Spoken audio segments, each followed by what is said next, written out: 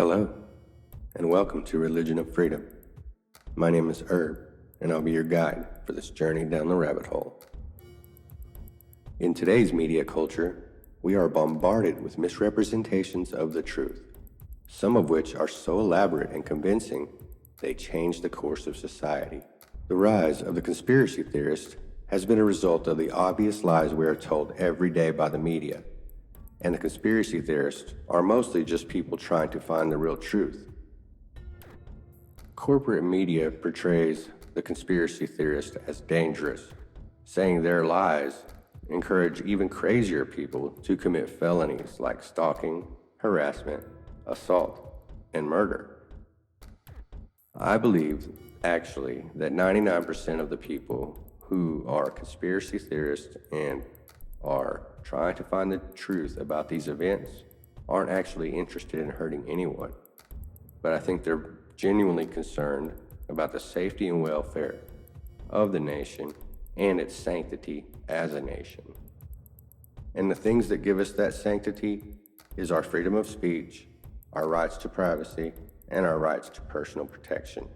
That is what all of the rest of our freedoms are built upon. And it's pretty clear the way it works. You don't have to be a conspiracy theorist or a right-wing radical to understand that those rights are under attack right now. But for the record, I want to admit, I am a conspiracy theorist. And I know a true conspiracy theorist when I see one. And I'm here to tell you, the world's most notorious conspiracy theorist is not really a conspiracy theorist. Actually, he's just another crisis actor. And his entire career was built to be torn down by the media and the legal system so that they can do it to every conspiracy theorist out there. You know him, you love to hate him, the infamous Alex Jones. I'm telling you all right now, Alex Jones is a shill whose sole purpose was to be the first person to be censored and prosecuted for calling out false flags. This sets a precedent, and now they can go after anyone who questions the narrative. Let's talk about old Jones here.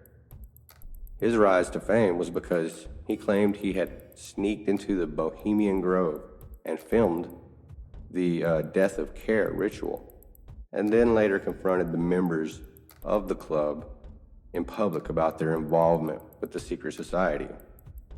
And he also had an interview several years ago where he says he was targeted by someone. They kept calling him and harassing him. And he said, they told me to either shut up or they'll kill me or they'll beat me. And then he claims that he told them, F you and come and get me. Then an hour later, 4 guys come up and said, well, we're here. And then they attacked him and he fought back and he beat up a couple of them and they beat him up. And then they drove off in their van and he got the license plate, and the cops said that license plate doesn't exist. So, what a great story. I guess that gave him some street cred, and people started listening to him. And he did say a lot of stuff that was obviously true, but a lot of it was very misleading as well. And it really seems like he is an establishment shill. His show InfoWars was a mixture of obvious truth, which opposed the narrative, and it was dead-end propaganda.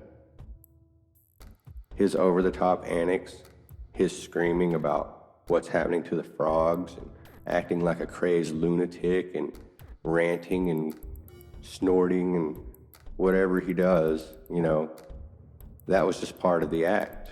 That was part of making you hate him. They wanted you to hate him. They wanted you to see him as someone that was completely unhinged and dangerous, because if everyone hates him, then nobody will mind that he was basically kicked off the internet. And now he has to pay almost $50 million to plaintiffs in his case. As soon as they censored him, I knew in that moment that we were all about to be censored heavily. They proved that to the highest order when they censored the sitting president. Oh, but they talked you into hating him as well. So lots of people thought he and Jones deserved to be treated in a similar fashion. No matter how you feel about the president, censoring him was out of line. But a precedent had already been set with Jones, and it was an easy segue to censoring an equally controversial figure. Whether Alex is right or wrong about his theories is not important. The plaintiffs in this case against Jones say that his false claims against them have caused bad acting people to harass and threaten them. But is Jones really to blame? Shouldn't the people making the threats be the ones in trouble? Nobody can stop the whole world from calling you a liar. And the media actively encourages people to harass government officials at their homes, which is illegal.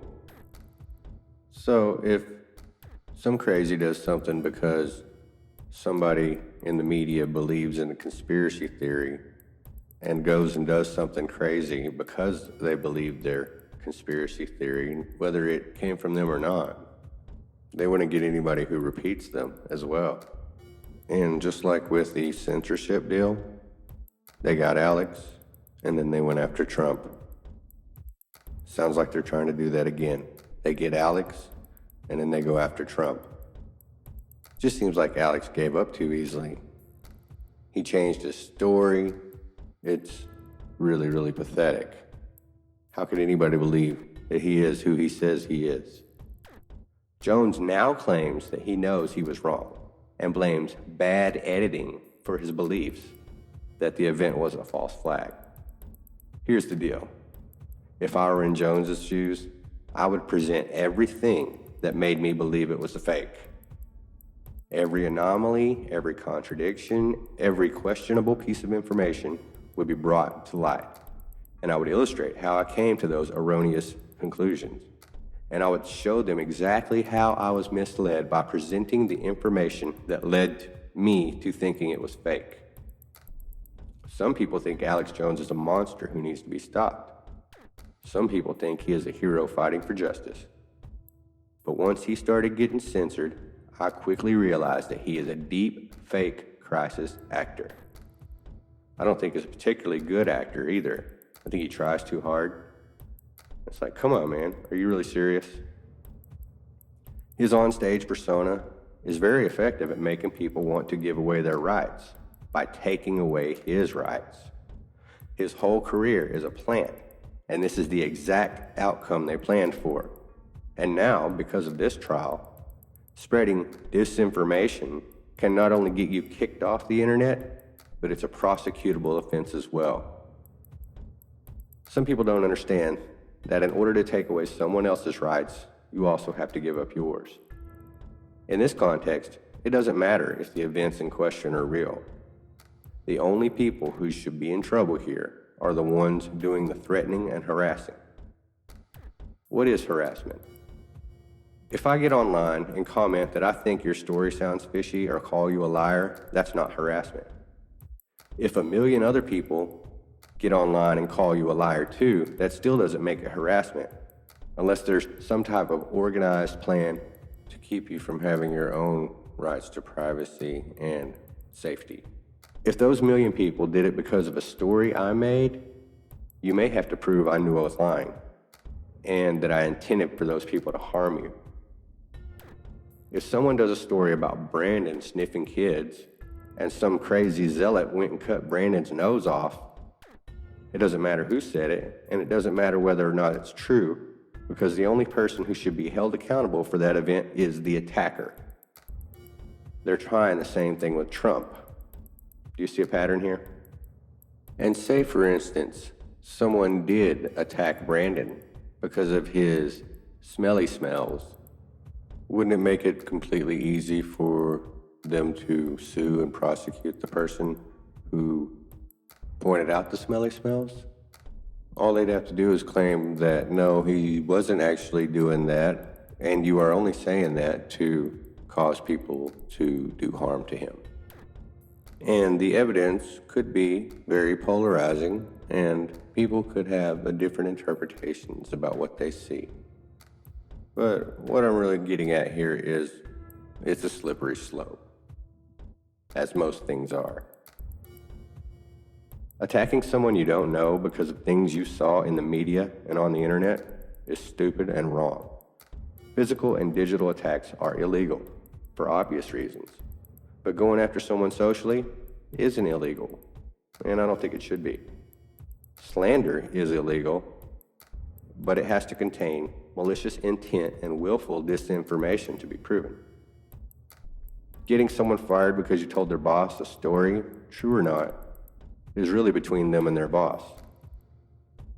If a false claim is going to make you lose your job with no investigation or chance for redemption from your employer, do you really want to work for them anyway?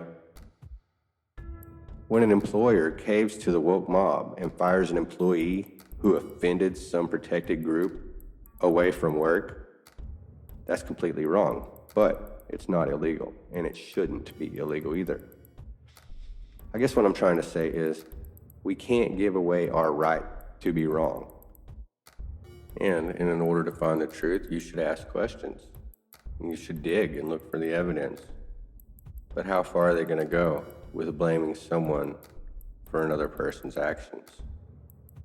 You can't really blame someone like Jones for thinking that something is fake and saying so. You can't blame someone for Trump for saying, let's be Americans, have our voices heard, and someone walking into a building unauthorized, taking selfies.